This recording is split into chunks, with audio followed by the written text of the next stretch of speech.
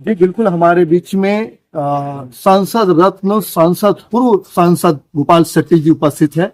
खास चर्चा करना चाहूंगा कि पंतप्रधान नरेंद्र मोदी जी मंत्रिमंडल सेंट्रल की मिलकर एक महाराष्ट्र को मराठी जो भाषा है अभिजात दर्जा का जो प्राप्त हुआ है, आज उसी की खास चर्चा करना चाहूंगा। हमारे बीच में पूर्व सांसद गोपाल शेट्टी, सांसद रत्न जी उपस्थित है। क्या कहना चाहेंगे सर इस मराठा? नहीं, मैं प्रधानमंत्री जी को धन्यवाद देना चाहूंगा, महाराष्ट्र की जनता के और उनका अभिनंदन करना चाहूंगा, जिन्होंने मराठी भाषा को अभिजात भाषा का दर्जा दिया, क्लासिकल लैंग्वेज का दर्जा दिया उन्होंने।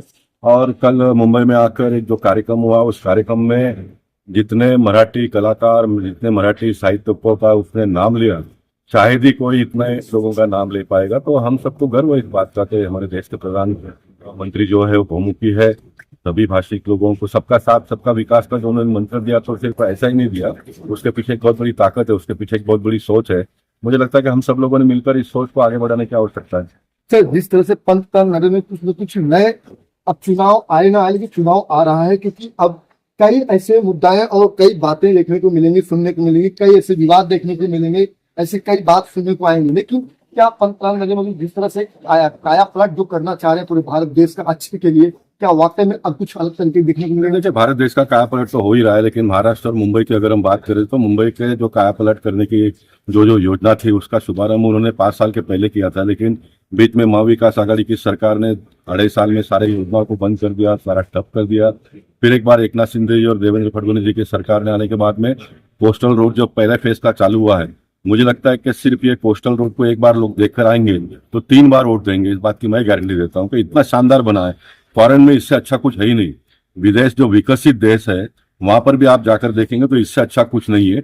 तो कोस्टल रोड का पहला फेज चालू हुआ है, दूसरा तीसरा पूरा हो जाएगा। जो भी योजनाओं का भूमि पूजन हुआ है, उस सारे योजनाओं को देवेंद्र फडणवीस जी और एकनाथ शिंदे जी के नेतृत्व में, नरेंद्र मोदी जी के मार्गदर्शन में आने वाले 5 साल में हम मुंबई को देश का तो नहीं तो बल्कि दुनिया का एक अनोखा शहर मुंबई शहर है, इस प्रकार का शहर बनेगा। इतनी बड़ी उसमें ताकत है। लेकिन हम सब लोगों ने अपने जो ईगो है उसको भूलकर काम करने की आवश्यकता है।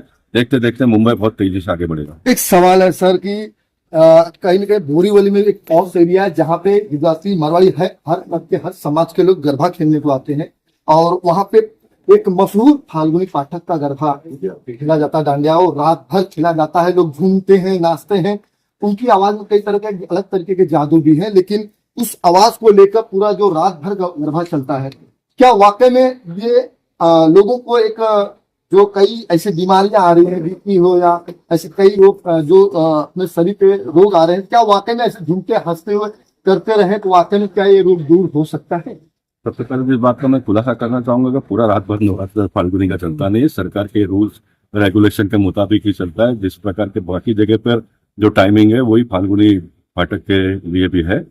लेकिन ये कोई फाल्गुनी फाटक का गरबा के माध्यम से ही होना चाहिए ऐसा कोई आवश्यकता नहीं। भारतीय संस्कृति में सारी बातों की व्यवस्था है, कब उठना चाहिए, कब सोना चाहिए, क्या सुनना चाहिए, क्या नहीं सुनना चाहिए, ये सारी बातों की व्यवस्था है। लेकिन ये पैसे के होड़ में हम सब लोग जीवन को, जो चीजों की आवश्यकता है उसको भूलकर सिर्फ पैसा कमाने के चक्कर में पड़ गए।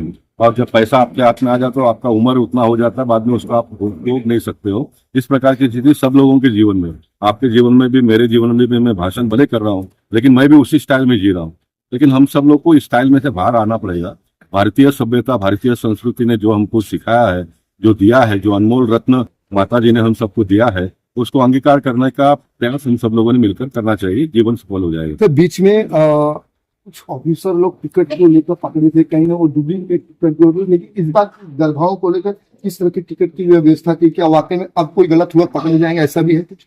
कार्ड है, सिस्टम का भाग है। सिस्टम को डेवलप करने के लिए बुद्धिमान लोग काम करते हैं, लेकिन उस सिस्टम को फेल करने के लिए एक अनपढ़ व्यक्ति उसको फेल कर देता है कि उसको फेल करना है।